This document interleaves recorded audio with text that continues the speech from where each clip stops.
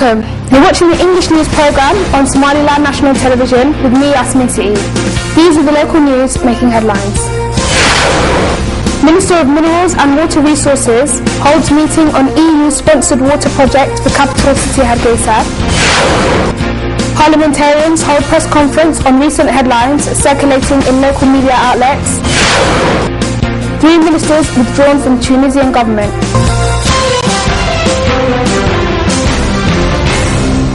Minister of Minerals and Water Resources, Hussein Abdi Douale, held a meeting with senior officials of the EU and the implementing partners of a water project in the capital city, Hargeisa. The project aims to provide more accessible water to citizens throughout Hargeisa. Minister of Minerals and Water Resources Hussein Abdi Douale held a joint meeting with the team responsible for implementing a water project in the capital city. The purpose of the project is to make clean water more accessible to city residents. One of the main concerns of this project was citizen cooperation in terms of the largely disruptive drilling and excavating process in establishing underground water pipes. The Minister of Minerals and Water Resources Hussein Abdi Douale spoke on such concerns. He elaborated on the need for access to clean water throughout the capital city. The minister emphasized the importance of citizens cooperating with local authorities and ensuring that the implementation is successful. Representatives of the team responsible for carrying out the project, as well as other EU officials, were also at the meeting. Some of these officials spoke on the significance of carrying out this project. They stated, "It's taken a little while to get to this stage now, but we are happy to say that we have secured the financing of 15 million euros, and we have engaged UN Habitat to lead this project in order to secure water supply. The Minister and the Managing Director both highlighted the issue of the 30-year-old pipelines leading from the main well fields to Hargeisa, which are in a critical condition. Also to increase the amount of water supplied. Mr. Marco van der Plas from UN Habitat. Thank you very much. As UN Habitat, we are very pleased to be involved as the implementing agency for this Hargeisa urban water supply upgrading project. We realize this is an extremely important project, not only for residents of Hargeisa, but indeed for Somaliland as a whole. It's equally important for our main counterparts, the Ministry of Mineral Resources and Water, the Hargeisa Water Agency, for Habitat itself, and of course also for the project donor, the European Union. For Habitat, this in Somaliland is the biggest project we've ever executed. We have a long track record here, having been present in Somaliland for 17 years.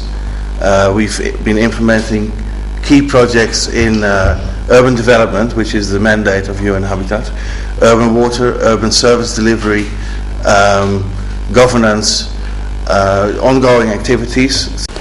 Parliamentarians representing Somaliland's House of Representatives held a press conference on recent headlines circulating in local media outlets.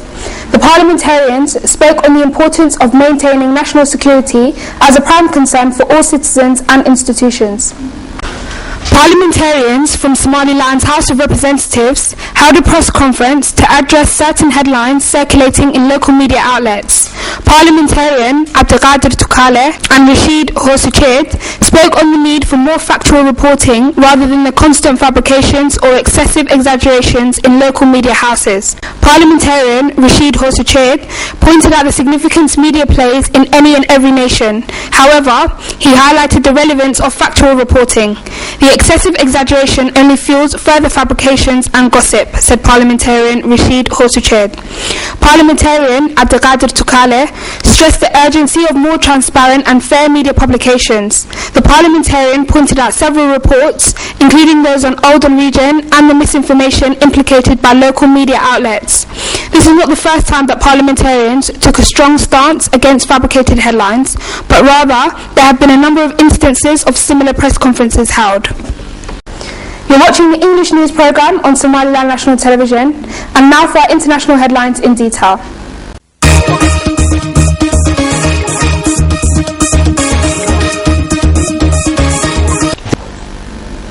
The Secular Party of Tunisian President Monsef Marzouki has withdrawn its 3 ministers from the country's government, saying that its demands for changes in the cabinet have not been met. The decision on Sunday by Marzouki's Congress for the Republican Party deals a further blow to Prime Minister Hamidi Jebali's government, already weakened by last week's assassination of secular opposition leader Shikri Belaid. Jebali has himself threatened to resign unless his Ennahda party and other parties accept his proposals for an interim government of technocrats. Jebali, who was in dispute with his party over his proposal for a new government, said on Saturday he would present his new cabinet by the middle of next week by the latest, the official TAP news agency reported. An armed rebel group, the Movement for Oneness and Jihad in West Africa, or Mujal, has claimed responsibility for an attack on the city of Gao in northern Mali and a suicide bombing the day before. Fighters armed with AK-47 automatic rifles sneaked into Jayo on Sunday to launch a surprise attack on the Malian army in the most populous city in northern Mali, 2 weeks after French and Malian troops rooted out the Al-Qaeda-linked fighters in the city. The attackers used canoes to cross the Niger River to penetrate, according to French General Bernard Barari, who cited Malian officials. The combat started about 2 p.m. local time in a commercial hub, and the fighting continued throughout the night. Later, the sound of gunfire was replaced by the clattering of helicopters overhead. On Monday morning, French helicopters fired at a police station at the center of the clashes. The AFP news agency reported a tense calm had descended on the city by the afternoon, and it was unclear how many fighters on either side had been killed.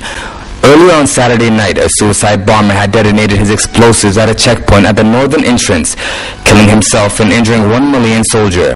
Another suicide bomber on a motorcycle blew himself up at the same security post on Friday, killing only 1 man and injuring a Malian lightly. Troops at the checkpoint where both suicide attacks occurred said no one else was wounded in Saturday's blast. The French and British governments have promised to punish those found responsible for selling horse meat and beef products, at the heart of a growing scandal that started in Britain but is quickly spreading to France. Benoit Hamon, French Consumer Affairs Minister, said on Saturday that an investigation had found that the horse meat had originated in Romania, although there were links with French, Dutch and Cypriot firms and a factory in Luxembourg. Owen Peterson, UK Environment Minister, said more cases of contaminated food could emerge as British retailers conducted tests for horse meat on processed beef products. The scandal threatens to affect consumer confidence in Europe's giant food industry, with pressure rising for greater checks. The British unit of frozen foods group Findus began a recall this week of its beef lasagna from retailers on advice from its French supplier, Comigel, over concerns that some packs contained high levels of horse meat. Findus France said it too had recalled lasagna and 2 other products after discovering that they included horse meat from Romania rather than beef from France as it had thought. That's all the news we have for you today. Thank you for watching, and until next time, goodbye.